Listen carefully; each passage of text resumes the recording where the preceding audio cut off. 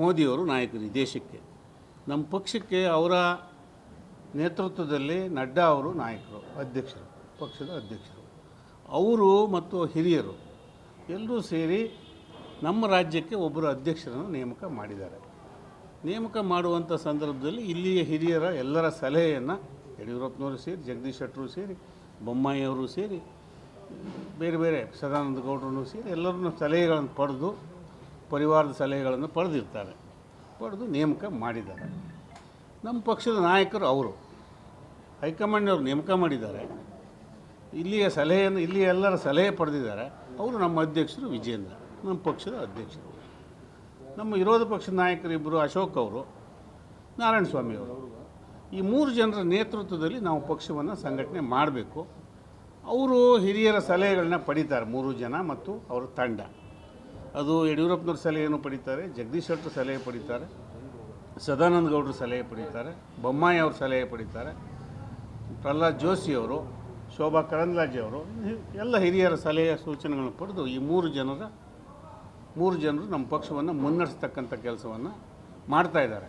ಅವರ ನೇತೃತ್ವದಲ್ಲಿ ನಾವೆಲ್ಲರೂ ಹೋರಾಟಗಳನ್ನು ಹಮ್ಮಿಕೋಬೇಕು. ಅದು ವಕ್ಫ್ ಹೋರಾಟ ಇರಲಿ, ಮೂಢ ಹೋರಾಟ ಇರಲಿ, ವಾಲ್ಮೀಕಿ ಹಗರಣ ಇರಲಿ, ಮಾಡ್ತಾಯಿದ್ದೀವಿ.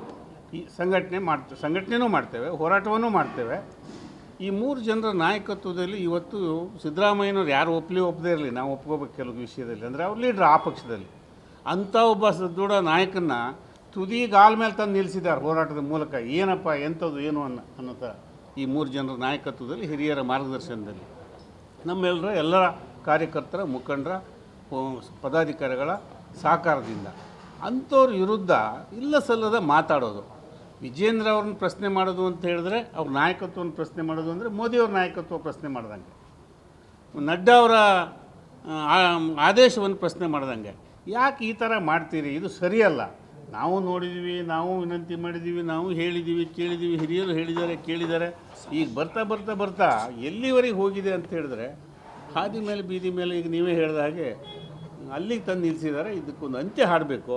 ಅದಕ್ಕೆ ನಾವು ಸುಮ್ಮನೆ ಕೂತ್ಕೊಂಡ್ರೆ ಆಗೋದಿಲ್ಲ, ಗಮನ ಸೆಳಿಬೇಕಾಗ್ತದೆ ಸಂಬಂಧಪಟ್ಟವರಿಗೆ. ಅವ್ರು ದೊಡ್ಡವರೇನೋ ದೊಡ್ಡ ರೀತಿಯಲ್ಲಿ ಮಾತಾಡ್ತಾರೆ, ಏನೋ ಒಂದು ಆಗ್ತದೆ, ತಡೀರಪ್ಪ ಅಂದರೆ. ಆದರೆ ನಮಗೆ ಆ ತಡೆಯೋಕ್ಕಾಗಲ್ಲ. ನಮಗೆ ಆ ತವಕ ಇದೆ. ಸಂಘಟನೆ ಒಟ್ಟಾಗಿ ಹೋಗಬೇಕು. ಅವರು ನಾವು ಎಲ್ಲರೂ ಯಾರು ತಾವು ಹೇಳಿದಾಗೆ ರಸ್ತೆ ಮೇಲೆ ಅಥವಾ ಇನ್ಯಾವುದೋ ತಂಡ ಮಾಡ್ಕೊಂಡು ಹೋರಾಟ ಮಾಡ್ತೀವಿ ಅಂತಾರಲ್ಲ, ಅವ್ರು ಹೋರಾಟ ಮಾಡಲಿ. ನಮ್ಮ ಅಧ್ಯಕ್ಷರ ನೇತೃತ್ವದಲ್ಲಿ, ನಮ್ಮ ವಿರೋಧ ಪಕ್ಷದ ನಾಯಕರುಗಳ ನೇತೃತ್ವದಲ್ಲಿ, ನಮ್ಮೆಲ್ಲ ಹಿರಿಯರ ನಾಯಕರ ಸಲಹೆ ಮಾರ್ಗದರ್ಶನ ಪಡೆದು ಮಾಡಬೇಕು. ಅವರೇ 5-6 ಜನ 4-6 ಜನ ಸೇರಿ ನಮ್ಮದೇ ಒಂದು ತಂಡ ಅಂತ ಹೋಗೋದಿದೆಯಲ್ಲ, ಇದು ಯಾವ ಕಾರಣಕ್ಕೂ ಸರಿಯಲ್ಲ. ಇದನ್ನ ಈ ಕ್ಷಣದಿಂದ ನಿಲ್ಲಿಸಬೇಕು. ನಿನ್ನೆ ಸದಾನಂದ ಗೌಡರು ಮುಖ್ಯಮಂತ್ರಿ ಆಗಿದ್ದವರು, ಪಕ್ಷದ ಅಧ್ಯಕ್ಷರಾಗಿದ್ದವರು, ತಳಮಟ್ಟದಿಂದ ಬಂದವರು, ಅವ್ರನ್ನ ಸಲಹೆ ಕೊಟ್ಟಿದ್ದಾರೆ. ನೀವು ಫ್ಲೈಟಲ್ಲಿ ಡೆಲ್ಲಿಗೆ ಹೋಗಿ ಬರ್ರಪ್ಪ, ಅಲ್ಲಿ ಮಾತಾಡ್ರಿ. ಅದು ಬಿಟ್ಬಿಟ್ಟು ಇಲ್ಲಿ ರಸ್ತೆ ಮೇಲೆ ಯಾಕೆ ಹೋಗ್ತೀರಿ ಅಂತ ಹೇಳಿದ್ರೆ ಅವರಿಗೂ ಬೈಕ್ ಬಂದಂಗೆ ಮಾತಾಡ್ತಾರೆ. ಇನ್ನು ನಮ್ಮ ಬಗ್ಗೆ ಅಂತೂ ಏನು ಮಾತಾಡ್ತಾರೆ ಅಂತೇಳಿ ನಿಮಗೆ ಗೊತ್ತು. ನಾವು ಅದ್ರ ಬಗ್ಗೆ ಏನು ಕೇರು ಮಾಡಲ್ಲ ಬಿಡಿ, ನಮಗೇನು ಅವ್ರು ಮಾತಾಡ್ತಾರೆ. ಇದು ಸರಿಯಲ್ಲ ಅಂತ ಹೇಳೋದಕ್ಕೆ ನಾವು ಸೇರಿದ್ದೇವೆ. ನಾವು ಇದನ್ನು ಪಕ್ಷದ ಹೈಕಮಾಂಡ್ಗೂ ಗಮನಕ್ಕೂ ತರೋ ಪ್ರಯತ್ನ ಮಾಡ್ತೇವೆ. ರಾಜ್ಯದ ಪ್ರಮುಖರು, ನಮ್ಮ ಸಲಹೆಗ ಹಿರಿಯರು ಯಾರ್ಯಾರು ಇದ್ದಾರೆ, ಮಾಜಿ ಮುಖ್ಯಮಂತ್ರಿಗಳು, ಮಾಜಿ ಅಧ್ಯಕ್ಷರುಗಳು, ಇವರೆಲ್ಲರ ಗಮನಕ್ಕೂ ತರಬೇಕು. ಹೀಗೆ ಮಾಡೋದ್ರಿಂದ ತಮ್ಮ ಮೂಲಕನೂ ಅವರೆಲ್ಲರ ಗಮನಕ್ಕೆ ಬರ್ತದೆ. ಇದು 1-2 ದಿನದಲ್ಲಿ, ಒಂದು 8-10 ದಿನದಲ್ಲಿ ಒಂದು ಅಂತ್ಯ ಆಗ್ತದೆ. ಎಲ್ಲರೂ ಒಗ್ಗಟ್ಟಾಗಿ ಹೋಗಬೇಕು ಅಂತ ಈಗಲೂ ನಾನು ಅವ್ರಿಗೆ ಕರೆ ಕೊಡ್ತೇನೆ.